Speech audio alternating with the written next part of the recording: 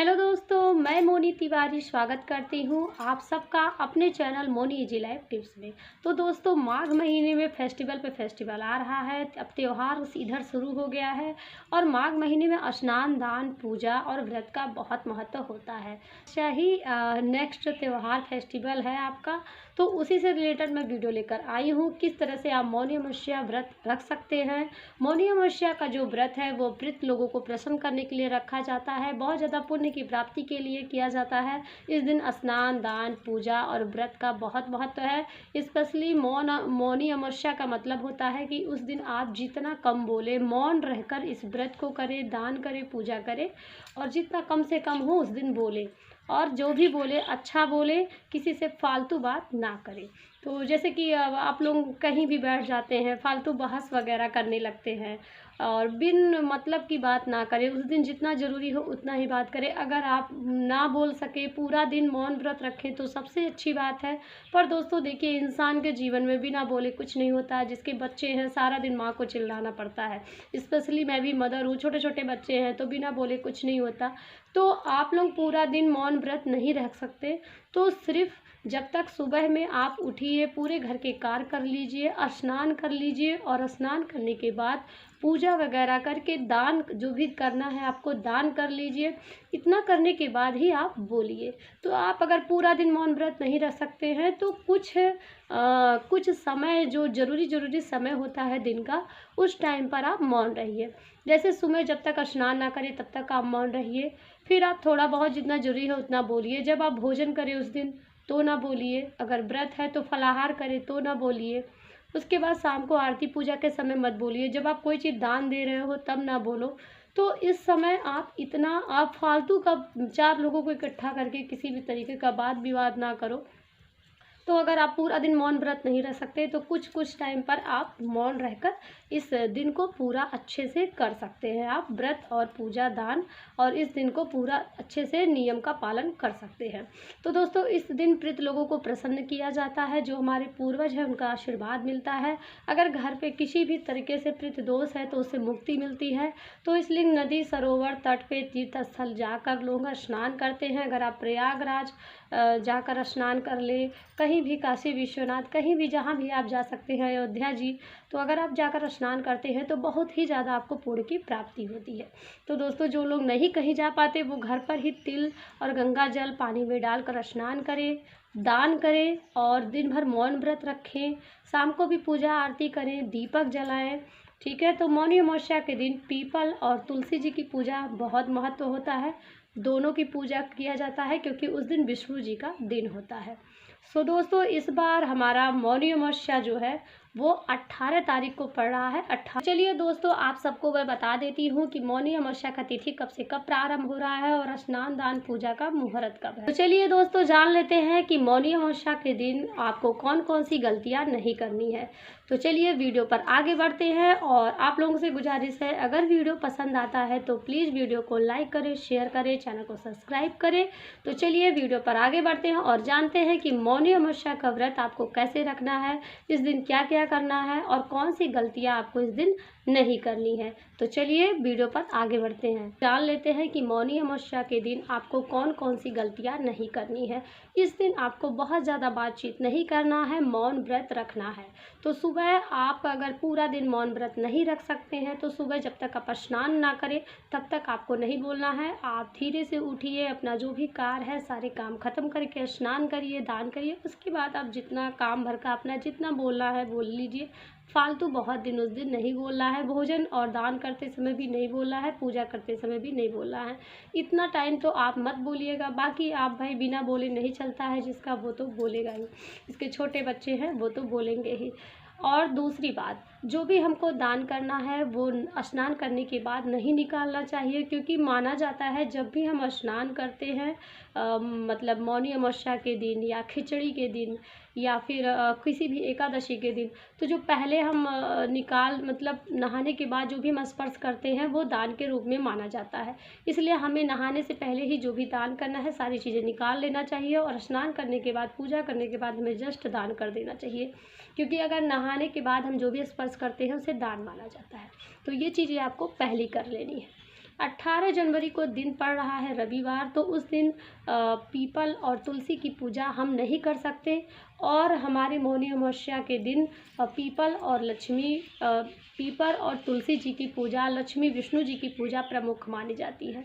पर रविवार होने के कारण हम जल नहीं दे सकते उनको, तो उनको जल आप बिल्कुल मत दीजिएगा, क्योंकि उस दिन माता तुलसी का भी व्रत होता है और पीपल को भी माता लक्ष्मी का रूप माना गया है, उसमें भी विष्णु जी निवास करते हैं, तो इसलिए आप उनको भी जल मत दीजिएगा। तो अगर आप पीपल और तुलसी जी की पूजा करनी चाहते हैं तो आप शनिवार को शाम को ही पूजा कर लीजिएगा, शाम को दिया वगैरह जला दीजिएगा, जो भी आपको चढ़ाना बजाना है बना लीजिएगा, अपनी मनोकामना कर लीजिएगा और शाम को ही संकल्प ले लीजिएगा व्रत का।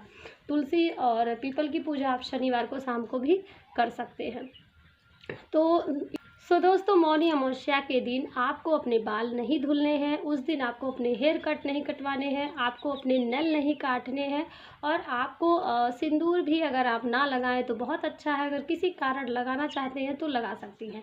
जब आप बाल नहीं धुलेंगी तो सिंदूर तो आपका वैसे भी 2 दिन चलता है सबका, तो वैसे भी अगर आप उस दिन बाल नहीं धुलेंगी हैं तो थोड़ा बहुत सिंदूर लगा ही रहता है, तो आप सिंदूर ना लगाएं तो बहुत अच्छा है। उस दिन नए वस्त्र ना पहने, क्योंकि ये दिन बहुत अशुभ माना जाता है, पितरों का दिन माना जाता है, इसलिए ये सारे कार्य वर्जित है। तो मौनी अमावस्या के दिन कभी भी बाल नहीं धुलना चाहिए दोस्तों, तो इस बात का आप लोग खास ख्याल रखना।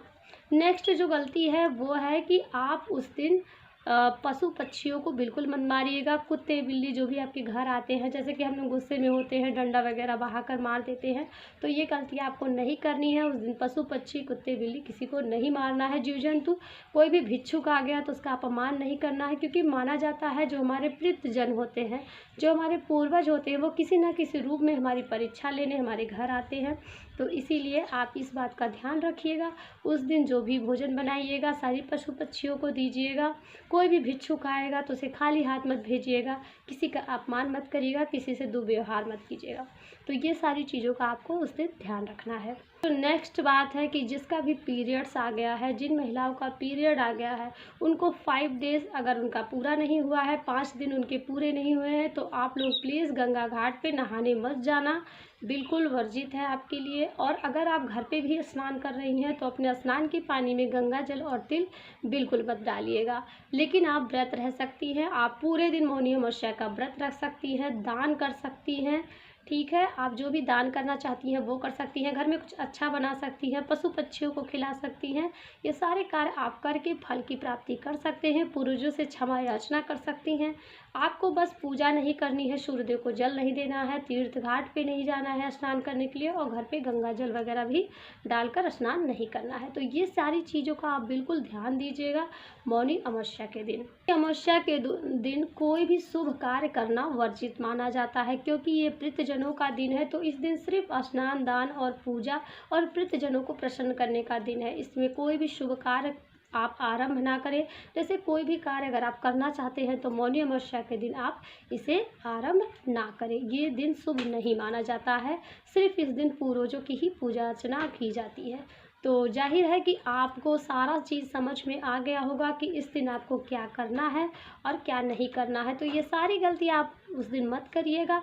मौनी अमावस्या या कोई भी व्रत हो तो अगर नियम पूर्वक की जाए तभी भी उसका फल प्राप्त होता है। तो मैंने कुछ सरल तरीका बताया है जिससे आप मौनी अमावस्या का व्रत रह सकते हैं। चलिए दोस्तों, जान लेते हैं कि मौनी अमावस्या का जो व्रत है, जो पूजा है, जो उस दिन का नियम है, वो सरल और आसान तरीके से आप कैसे कर सकते हैं। तो देखिए, मौनी अमावस्या का सीधा आप नाम से ही जान गए होंगे, इस दिन मौन रहकर व्रत रहना सबसे बड़ा नियम का पालन है। तो अगर आप उस दिन पूरा दिन ना बोले तो बहुत अच्छा है, लेकिन अगर आप सुबह पूरा दिन नहीं आप नियम कर सकती हैं तो जब तक सुबह आप स्नान ना करें तब तक आपको मौन रहना है। इसके लिए आप सुबह अगर ज़्यादा टाइम तक काम करती हैं, थोड़ा लेट नहाती हैं, तो ज़्यादा टाइम आपको बिना बोले रहना पड़ेगा।